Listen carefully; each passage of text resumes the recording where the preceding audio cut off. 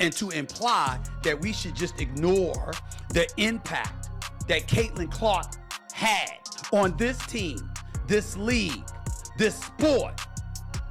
Nah, it doesn't work. The WNBA went into complete chaos after basketball icon Sue Bird suddenly shifted her stance on Caitlin Clark. Bird calls out ESPN host for, quote, hating on WNBA playoff ratings after Caitlin Clark's exit. You see what? That's right. Sue Bird, who originally supported Caitlin, called out Stephen A. Smith, insisting the WNBA is doing perfectly fine without Clark. With Caitlin possibly heading to Europe and currently taking a well-deserved break, Sue still claims the league's numbers remain strong, even though that clearly isn't true. Impacting the WNBA well before this year. This is not a new thing. Sure. This is, in that way, I do think Caitlin's being used as a pawn. Caitlin didn't bring citizens to the WNBA. This has been happening, and that I think is what's been such a shock for. At first, Sue was defending Caitlin, but now it looks like she's fed up, especially as Clark's absence has caused a major uproar online. Fans want her back immediately and are refusing to keep watching the WNBA without her. With Caitlin Clark are astronomical. She is a big draw. She brings in all the things. And yes, the games where she's not playing have lower viewership. But in the WNBA playoffs are still breaking records from previous WNBA. The facts are undeniable. Without Caitlin, the WNBA is sliding back down to reality. Every single game played without her has shown a drop in viewership. Yet Sue Bird keeps insisting that Caitlin's time away from basketball won't create. If it's certain people at the face, and there is still this undertone of jealousy that for some reason I cannot get around calling it anything else but that, because I don't know what else it could be. I thought it was going to get better this season, but it hasn't. There are still people who seemingly, to me, feel like they just don't want Caitlin to be a. Rachel Dida made a strong point. Many WNBA legends don't want the league. Sue Bird. I know that you gave her props and you acknowledged how phenomenal she was in terms of a draw. What Shannon Sharp and I were guilty of saying was that not enough folks were appreciating. Caitlin Clark's impact on the WNBA was nothing short of game-changing. But the moment she exited the playoffs, it felt like the league lost its heartbeat. Now, with rumors about her move to Europe growing louder, the WNBA moved home games to bigger arenas when Indiana came to town to accommodate more fans. I'm not finished. Attendance for the entire league is up nearly 50% this year, and Indiana leads all teams with an average attendance of 17,035, up 319% from a year. But then things took a surprising turn when Sue Bird began minimizing Clark's influence. This shocked fans, especially since Bird had always spoken so highly of her. Suddenly, Bird claimed that Clark didn't significantly impact WNBA viewership. Despite all the obvious evidence, Bird acted like the league's issues had nothing to do with Clark's absence. This dramatic shift left fans confused and angry. Meanwhile, Stephen A. Smith remained one of Clark's loudest supporters. Known for his bold takes, Smith didn't hold back when Clark left the playoffs. He bluntly stated that her absence killed. Ratings aren't the same with Caitlin Clark and the Indiana Fever now eliminated. Game 1 of the Aces Liberty matchup on Sunday drew an average of 929,000 viewers. Was down nearly 50% from last Sunday's Fever Sun contest. By the way, not only was viewership down, but attendance was as. For Smith, it wasn't just about losing a player. It was about losing the WNBA's biggest attraction. He highlighted how viewership tanked after Clark exited and urged the league to recognize her importance, but Sue Bird disagreed. She publicly challenged Smith, claiming he was wrong to blame the rating drop solely on Clark's absence. She argued that many factors were involved and insisted the playoffs weren't dependent on a single player. This sparked a huge debate. On one side, Stephen A. Smith argued that Clark was the main reason fans tuned in. On the other, Sue Bird maintained that this noise came by people that were sitting on this network. They tried to minimize her, said, well, you giving her all this credit. What about the women that came before her? What the women came before her, what they did cannot be taken away. That ain't got nothing to do with Caitlin Clark. But there was a lot of people tried to make sure they keep Caitlin Clark in her place, because what you're doing, if you give her all this shine, you minimize what they done. We saw the ratings, we saw the merchandise sales, we saw the attendance, but y'all want to make it about some. Sue Bird didn't stop there. She doubled down and refused to admit that Clark's absence was the chief cause behind the WNBA's falling ratings.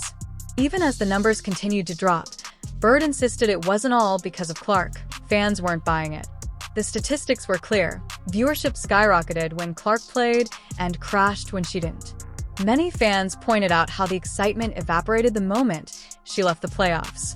Still, Bird stood firm, refusing to give Clark the credit many felt. Clark has created more buzz around the basketball landscape and has actually transformed and revived a league that was the WNBA, and she is getting paid a measly $28. The disconnect between Sue Bird and the fans only grew as the debate intensified. Her refusal to acknowledge Clark's importance made many people feel that veteran players were out of touch. Fans who started watching the WNBA because of Clark now felt pushed away by the very legends they admired. Seeing someone like Bird, once a mentor to younger players, downplay Clark's impact was upsetting. It sparked a bigger question: is the WNBA truly ready to evolve? Or is it clinging to the past and resisting the next generation of superstars? From the moment Clark stepped into the league, it was obvious she was different. Y'all want a greater profile? Don't y'all want more notoriety? Don't y'all want more hype? I understand that it's going on still without her, now that she's out of the playoffs, because the games have been great. But the fact of the matter is, she swelled the interest in the... Her games drew huge audiences. Her social media numbers exploded. Her connection with fans made her stand out in a way few players ever have. Yet the WNBA still seemed hesitant to fully embrace her rise. Whether because of politics, jealousy, or simply denial, the league did not capitalize on the massive attention Clark brought. Instead of promoting her as the face of the WNBA, they left her to rise on her own.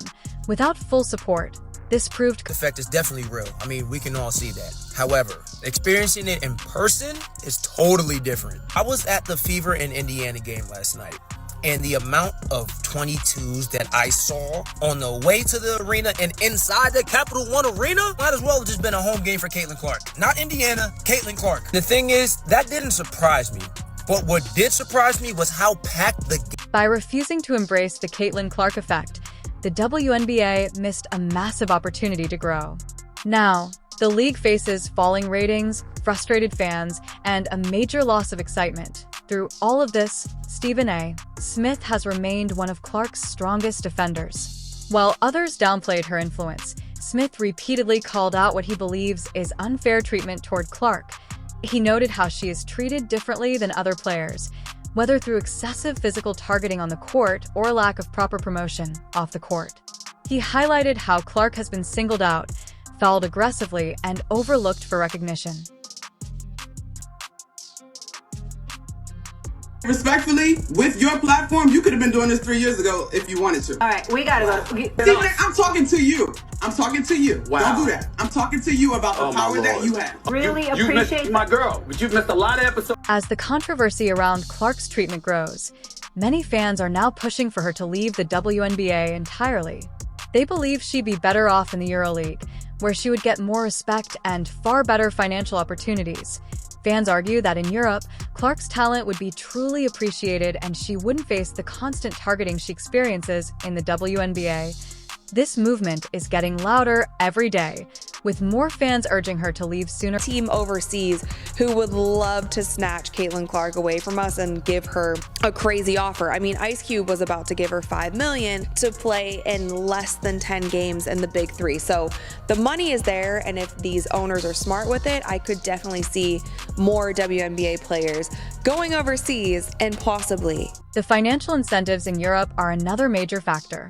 While the WNBA has failed to fully capitalize on Clark's fame, The EuroLeague could offer her far greater earnings and proper acknowledgement as one of the best players in the world. Fans believe that in Europe, Clark wouldn't deal with petty jealousy or the toxic politics she faces in the WNBA. She could focus on dominating the game and growing her global brand. It's no secret that Clark's dominance has made her a target in the WNBA. Some legends and current players would rather she leave the league altogether. They believe she is too good, and her presence makes the league more competitive than they want. You got eliminated from the playoffs, the attendance dropped, the ratings drop. If the WNBA is more, it is, and I get it. Why aren't people? What's even more shocking is that some players would rather accept lower ratings than continue playing against Caitlin Clark. This attitude exposes a deeper issue within the WNBA. Instead of pushing the league to grow, some players want to keep things the same, even if it means the league suffers. Their priority is maintaining personal dominance, not helping the WNBA attract new fans. This mindset shows why the league's